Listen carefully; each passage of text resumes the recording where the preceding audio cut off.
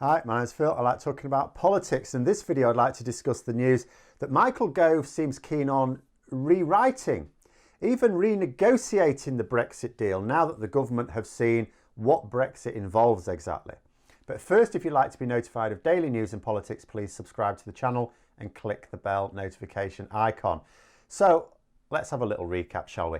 The Road Haulage Association says that exports are down 68% since Brexit began at the start of last month. It's certainly down by a lot, as evidenced by various business groups, including the CBI, putting pressure on the government to do something or face catastrophic job losses and economic damage. Some goods can't be traded because there was no real implementation period. So there are companies that haven't been able to arrange for the new labelling that's needed, that they didn't know about until December, or they didn't know the details of until December, as well as the paperwork that goes with it. However, some of those companies do aim to start trading up again once they've got things in place. But if there were a proper implementation period, then of course they would never have had to have ceased trading in the first place. Some goods can't be traded at all. That's just permanent, such as the live bivalve mollusks, as I discussed again this morning. Some are just tricky to export, like lobsters, sort of you can, sort of, but there are still plenty of traders going to the wall because many of the difficulties in the way make it too difficult for them to be able to do so.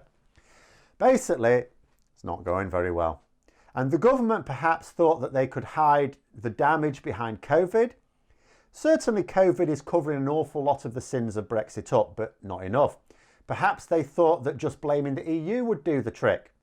Okay, sure enough, much of the Brexit media are on board with this. The Daily Express are talking about, should the government just tear up the Brexit deal already? Absolutely. But the thing is, that doesn't help the economy. Perhaps they were just as thick as many of their supporters and thought that it would be mostly fine. Few little teething problems is what they've tried to say, but it would sort itself out. This has certainly not proven to be the case. So now we hear that Michael Gove is calling for a reset and refinement of the Brexit deal. Now, the reset refers to Gove suggesting that the EU Commission's brief threat to trigger Article 16 of the Northern Ireland Protocol eroded trust, as he says. Which is a little bit of a cheek, really, when his government spent months claiming that they were going to unilaterally breach the protocol last year and weren't even claiming to be using some provision in order to justify it. So which one actually erodes trust? Misinterpreting a provision and then cancelling it within hours when you realise you messed up royal, or being completely open about the fact that you intend to break international law by unilaterally breaching a treaty and sticking to that for several months. But this is politics, and politics is a dirty game. You would expect a government minister, of course, to use tricks and spin to try and gain some advantage, even when it's nonsense. After all, politics is almost always tainted with nonsense somewhere. And the gain that Michael Gove is seeking with these political moves is a rewrite of the Brexit deal, but in the short term, in terms of his moving towards it, a hefty extension to the grace periods on implementing Brexit that the EU agreed to. Now, just to put this into context, last summer, the UK government were offered a 2-year extension to the transition period in order to allow all sides to focus on the coronavirus pandemic and not rush into anything hasty with Brexit. The government refused. They said there should be no extension, that people wanted certainty, that businesses wanted to know that we're leaving the customs union single market on this date, and that date is going to be December the 31st, 2020, so we're giving businesses certainty, come what may. Okay then. So how come 5 weeks after pulling out of the customs union single market, the government are now whining that they weren't ready? As far as I can tell, Gove isn't even requesting these extensions, he seems to be demanding them. Now don't get me wrong, Brexit is a complete mess, and anything that lessens the mess is welcome. I hope that they do come to some arrangement to extend these grace periods, because real people are being hurt by Brexit, and it's innocent people who will suffer every harsh reality of Brexit that hits. Yes, there are some guilty people as well who voted for it, but there are many innocent people. It doesn't distinguish. But if I were the EU, I'd be reminding Michael Gove about, and Boris Johnson come to that, about what they said about extensions last year. Oh, but you said people and businesses needed certainty, not endless extensions. Businesses needed to know when things were going to happen, not wonder when you get near a deadline if it's going to be extended again and again and again. I'd go so far as to look up his exact words, in fact, and then use them against him.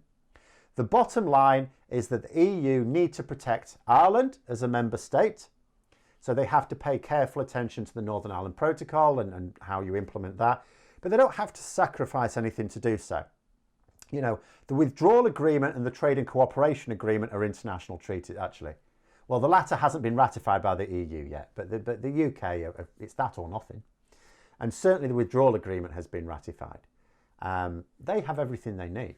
To effect change, it is the one that suffers most from the status quo that has to give the ground. They're in the weaker position, and that is the UK. Would it hurt the EU to extend the grace periods? Now, I genuinely don't know. You might think to yourself, well, come on, Phil, that's just political. Of course, if they can allow grace periods of like 3 months or 6 months or something, they could do it for 2 years. I mean, that's just down to them, isn't it? Maybe, but maybe not.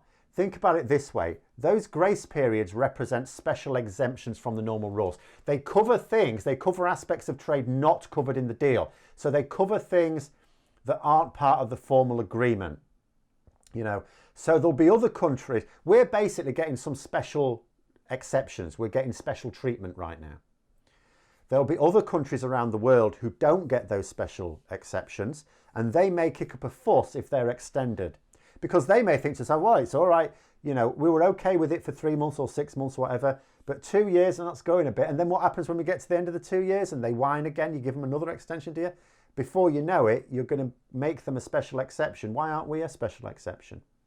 So it's not straightforward to simply say that it's in the EU's gift to give this. You know, it's possible that the EU can't just extend them on a whim because of international repercussions. But whether they can or they cannot, and I do not know whether they can or they cannot, hardly matters. What matters is this. This is something that the UK wants and the EU doesn't have to give. Now that leaves the UK government with 3 options. 1, they can hope that the EU don't bother trying to leverage anything from it and just give it gratis. I suspect this will not occur. I don't know that, I suspect it. 2, the government can try and be difficult in an area that's important to the EU. You know, tit for tat. That's quite common in international diplomacy. I'm not sure we have anything to use though, that's the thing. And I know we're threatening to board EU vessels, but behaving like pirates or threatening to invade the EU is unlikely to bring concessions from the EU. In terms of what we can legally do to be difficult, I'm really not sure there's anything. I'm no expert, but that being said, I've not seen any suggestions from actual experts either. 3, we can offer something in return, which is what I imagine we will end up doing because the government can't simply sit back and allow whole sections of the economy to simply collapse at this rate. Sure, they don't mind knackering the economy so slowly that people don't notice. They've got a lot of practice in doing that. But they don't like the seismic shocks because people sit up and take notice of that. But I also guess that they will pursue changes in that order as well. It's clear that Gove and Johnson at the moment are trying to browbeat the EU into concessions by guilting them over the Article 16 mess.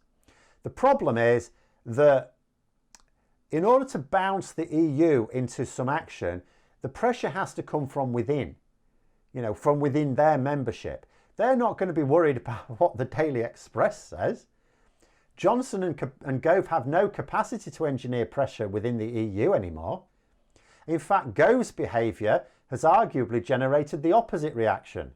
But I think I don't want to go off on a tangent, that's probably a completely different topic. Maybe tomorrow, maybe the day after. They will probably then try threats, like the threat to invade France again, you know, like they did in December.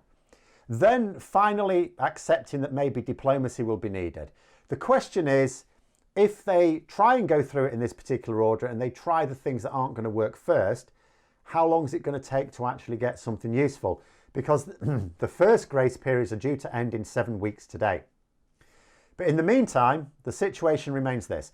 The government tried to cherry pick aspects of Brexit for the trade deal with the EU. The EU said they're not going to allow any cherry picking. In fact, it's Angela Merkel who came up with the phrase cherry picking to describe this. The EU are having none of it, basically, and so we got a deal that was broadly in line with what we promised to agree to in 2019. So now the government is trying to retroactively cherry pick. So what they did is they tried to cherry pick the aspects of Brexit that they wanted. That didn't work. So they took everything. Now what they're trying to do is cherry pick the bits they don't like and throw them away. Now,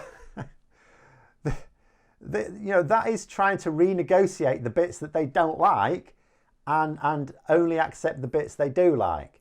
It's not happening. It's not happening. Apart from anything else, the Brexit deal hasn't even been ratified by the EU Parliament yet. And if the government keep banging on about wanting to renegotiate, or worse still, just tear it up, don't we risk the EU Parliament going, I don't think we should ratify this. Let them have a taste of no deal Brexit and then let them come back and tell us how bad the deal was. Because the Northern Ireland Protocol will remain in place because that's the withdrawal agreement, totally separate. But those are my thoughts. Let me know yours in the comments below. I hope you found the video interesting. If you did, don't forget to click the like button. And if you'd like to support the channel further, please click the Patreon link for details. And until next time, I'll see you later.